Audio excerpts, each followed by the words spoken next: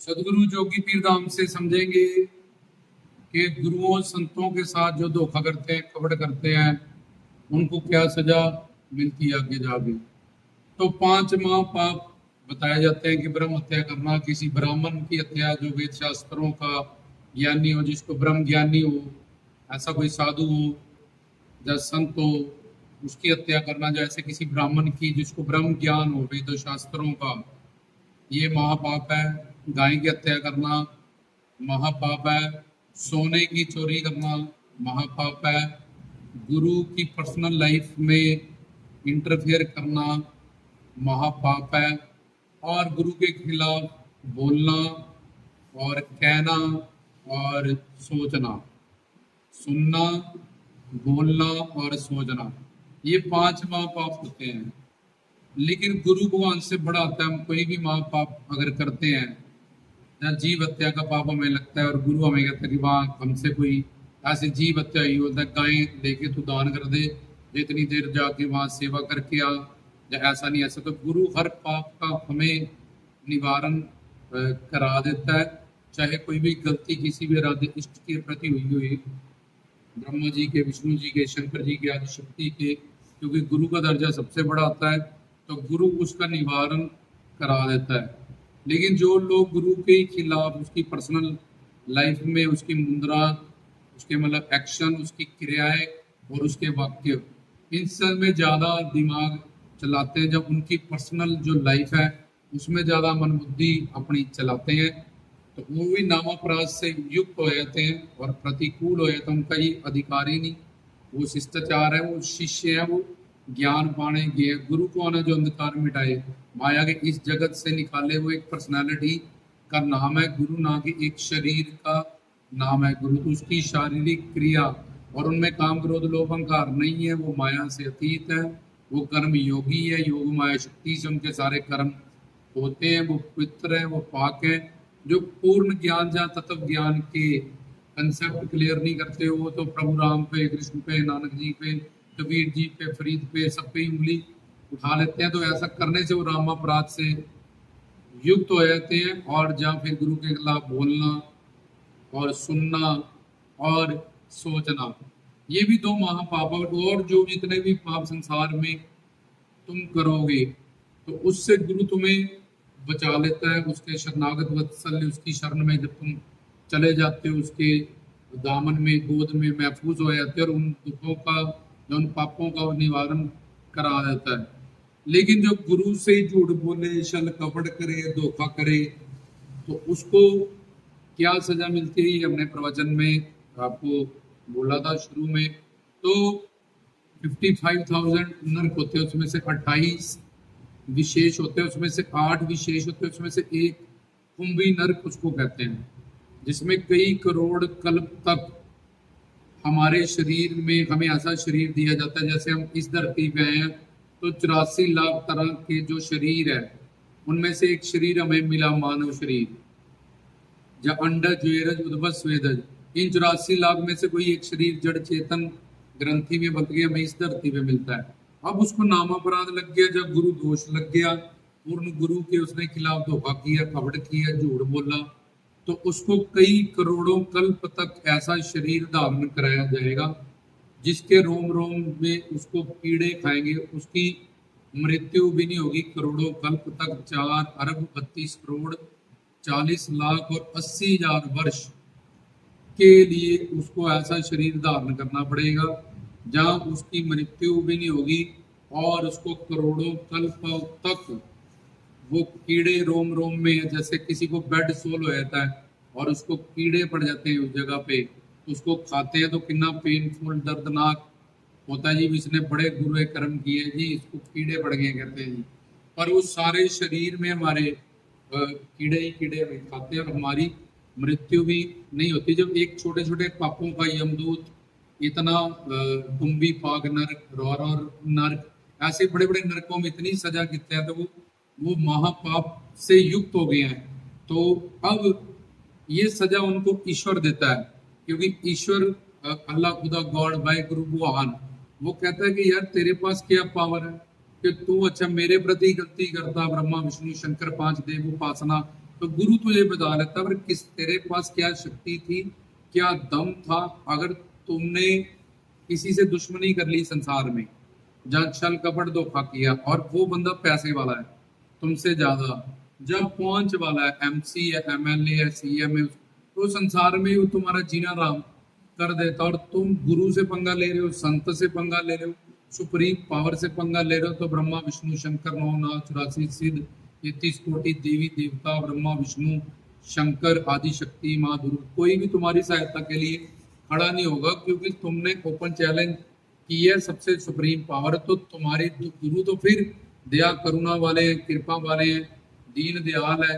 लेकिन भगवान कहेगा कि वो मुझे इतने प्यारे हैं, उनके काम मैं करता हूँ, उनके अंदर मैं बसा हूँ, सब कुछ करने कराने वाला मैं, और तेरी ही ऐसी पावर है कि तुम मुझसे दुश्मनी करेगा। किस पावर से? भगवान से बड़ा गुरु होता है। और इसलिए अब गुरु के अंदर भगवान है, जब गुरु के साथ भगवान है, तो वो जो बंदा था संसार में जिसने संसारी दुश्मनी ली, तो उसकी पहुंच ज्यादा थी, जब उसके पास फाइनेंशियली वो स्ट्रॉन्ग था, जब पॉलिटिकली स्ट्रॉन्ग था, उसने उस बंदे का जीना हराम कर दिया। तो वो तुमने भगवान से अब पंगा ले लिया, तो तुम्हारा क्या असर होगा? तो जीते जी भी जब तुम मानव चोले में हो, तो तुम्हारा दुश्मन, तुमने दुश्मनी गुरु से नहीं ली, तुमने भगवान से ली, और भगवान के खिलाफ भी जाओगे गुरु बचा लेगा। और ब्रह्मा विष्णु शंकर 5 देव उपासना, उनके खिलाफ भी जाओगे गुरु बचा लेगा। कोई पाप लगा उसका भी निवारण करा। पर अब तुम्हारा कहीं भी कोई भी निवारण नहीं हो सकता। तुम महापाप नामा अपराध गुरु दोष से युक्त हो जाओगे, तुम्हें करोड़ों कल्पों तक। इसलिए गुरु क्षमा करते रहते हैं, वो दीन दयाल होते हैं। बड़ी से बड़ी गलती उनको उनकी करुणा में, नेचर के कारण उनको क्षमा करनी पड़ती है कि अगर मैं इसको क्षमा नहीं करूंगा, इस पे ध्यान नहीं करूंगा, तो भगवान इसको यहाँ यही लोक में भी अब भगवान से दुश्मनी है, छोटे मोटे बंदे से होगा तो क्या हाल करेंगे प्रभु इसका। और फिर चोला छोड़ने के बाद इतनी बड़ी सजा इसको मिलती है। इसलिए वो डांट देते हैं, जब गुस्सा कर देते हैं, जब अपने से दूर कर देते हैं, जब कोई ना कोई छोटी मोटी सजा के हमने इसको सजा दे दी है, ऐसा कर दिया है, अब उसको उनकी दया करुणा होती है, इतने बड़े वो दंड से बचा लेते हैं। तो इसलिए वो हमेशा करुणा में है, वो दया में है। तो ये करोड़ों कल्प तक उनको कुंभी नरक में डाल दिया जाता है, रोम रोम में कीड़े खाते हैं। इसलिए कोई भी संतों से, महात्माओं से, गुरुजनों से, पूर्ण सदगुरु के खिलाफ ना सोचे, ना बोले, ना सुने। और दूसरा, उनकी शारीरिक, उनकी पर्सनल लाइफ में कोई भी इंटरफेयर ना करे, क्योंकि हम उनसे ज्ञान प्राप्त करने के हैं। एक जोत में उनमें काम क्रोध लोभ अहंकार नहीं, उनपे ये संसारी लॉ है जो माया के, उस तरह से नहीं वो उबे करते हैं। इस संसार में आए हमें सिखाते हैं, खुद भी वो, और हम शिष्टाचार भंगे कर रहे हैं। वो जिनको शिष्टाचार निभाने का हुक्म भी नहीं है, पाप पुण्य धर्म धर्म से परे, और वो खुद मर्यादा स्थापित करते हैं और शिष्टाचार हमें सिखाते हैं एक रोल मॉडल बन के। लेकिन हम उनकी शरण में रह के भी गलतियां करते हैं। तो ये सब गलतियां करने वालों को गुरु से छल कपट धोखा जा समझने वाले कि उसको पता नहीं चल रहा हो, ईश्वर हर वक्त कैमरा लगाओ, तैयार है तुम्हें सजा देने के लिए कि तू कर, गुरु के प्रति गलती बोल और ये दे। कर्म कर दिया तूने, कर्म का फल तुझे मैं दूंगा। तूने एक्शन कर दिया, अब रिएक्शन के लिए तैयार रह जा। तो तुझे पता है गलती हो गई है, तो गुरु की शरण में जला जा, तभी अपनी भूल चूक उनसे क्षमा करा ले तो बख्श दिया जाएगा। लेकिन जो तीर तूने छोड़ दिया, जो एक्शन कर दिया, अब तैयार रह, क्योंकि परमात्मा और महात्मा दोनों एक है। जो परमात्मा के पास शक्ति है सच्चिदानंद, वही गुरु के पास शक्ति है, वो साक्षात परब्रह्म है। तो तुम्हारी लड़ाई अगर तुम गुरु के खिलाफ जाते हो, तो पूर्ण पिता परमात्मा शिव से है, सुप्रीम पावर से है, जो अनंत बेअंत असीम अनंत सर्वज्ञ सर्वंतर्यामी सर्वेश्वर है। अगर किसी के पास इतनी शक्ति है कि भगवान से लड़ने के लिए, तभी वो ऐसा करे। ये तो कोई भी ऐसी गलती ना करो जिससे यही लोग और परलोक अनंत काल के लिए हमारा खराब हो जाए, और वहां से फिर कोई निकालेगा भी नहीं, क्योंकि नामापराध और गुरु दोष से हमेशा के लिए हम युक्त हो जाएंगे। इसलिए संत महात्मा लोग, गुरुजन लोग, बड़ी से गलती उनकी शरण में जाओ। अगर तोबा कर लो, अगर बार बार गलती दोहराओगे तो कोई दंड, अब गुनाह बन गया कोई दंड, वो तुम्हें दे देंगे, ये भी उतनी उनकी प्यार होगा, बहुत बड़ी करुणा होगी। गुरु गूंगे गुरु बाबरे गुरा करइए दास, जे गुरु मारे लकड़ी बांध खड़ोइए।